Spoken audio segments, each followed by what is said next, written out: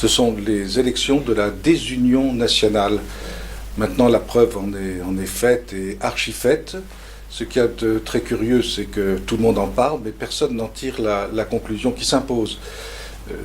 Nous avons transformé l'élection du chef de l'État en prétendument une élection à l'américaine, sous prétexte qu'il n'y a rien de mieux que le système américain. Le système américain est en fait totalement différent dans ses origines, dans sa substance et dans ses perspectives du système français.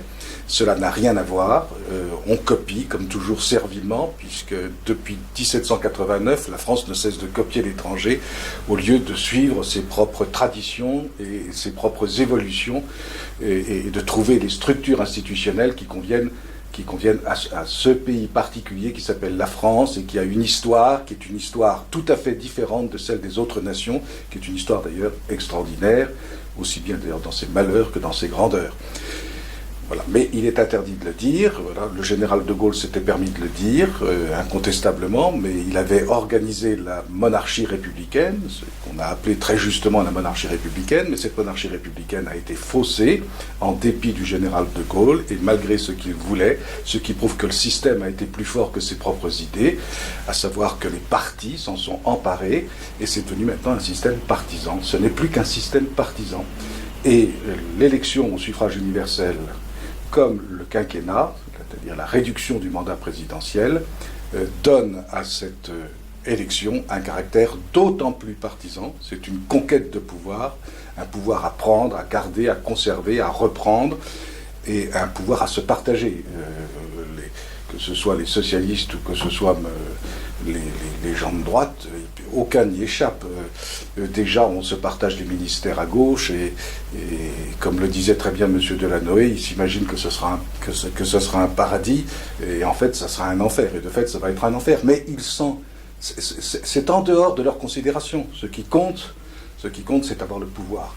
Et quant à la droite, on voit très très bien les manœuvres déjà de tout le personnel politicien qui entoure Nicolas Sarkozy et qui ne pense soit qu'à se replacer déjà d'avance pour l'avenir, soit à prendre des places aux législatives ou dans l'appareil du parti pour pouvoir être le candidat de la fois suivante. La fois suivante, c'est même pas 5 ans, c'est déjà dans 3 ans, pratiquement, puisque en réalité, on pense aux élections présidentielles 2 ans à l'avance, avant l'échéance. Voilà.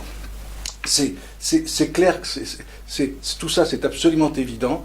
Et pendant ce temps-là, il y a une crise énorme. Et cette crise énorme devient un enjeu de campagne électorale. Et alors la gauche reproche à la droite de brandir la menace de la dégradation des finances de la France en disant mais que c'est la droite qui en porte la responsabilité. Et puis à droite, eh bien, on fait le chantage. Effectivement, si la gauche passe, eh bien la France risque d'être dégradée.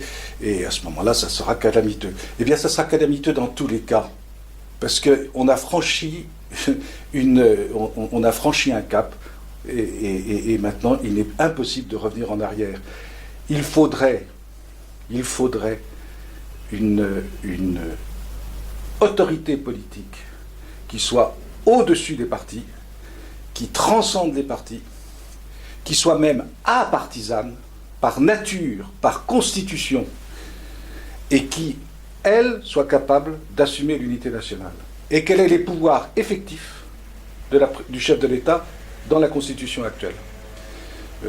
Pouvoir dont usent et abusent les magistrats qui sont en charge à l'heure actuelle, que ce soit d'un côté ou que ce soit de l'autre, parce qu'ils y ajoutent une visée idéologique. Et la visée idéologique, elle devrait être inexistante. Les problèmes qui se posent à la France sont des problèmes constitutifs, qui sont dramatiques. On sait très bien que la notion même de service public est en train de changer. On parle d'un rapport sur l'éducation nationale, mais on s'aperçoit que l'éducation nationale est un total échec. Voilà, très bien. Et alors, on peut toujours faire des phrases et dire que les enseignants sont à la hauteur. Bien sûr, les enseignants sont à la hauteur. La question n'est pas de savoir si les enseignants sont ou ne sont pas à la hauteur. La question est de savoir si ce système est tenable. Eh bien, le système de la dette est intenable, le système de l'éducation nationale est intenable, et le système institutionnel français est intenable. eh bien, ils s'en moquent tous parce que tous ne pensent maintenant, après l'élection présidentielle, qu'au combat des législatives. Voilà. C'est ce qui les préoccupe.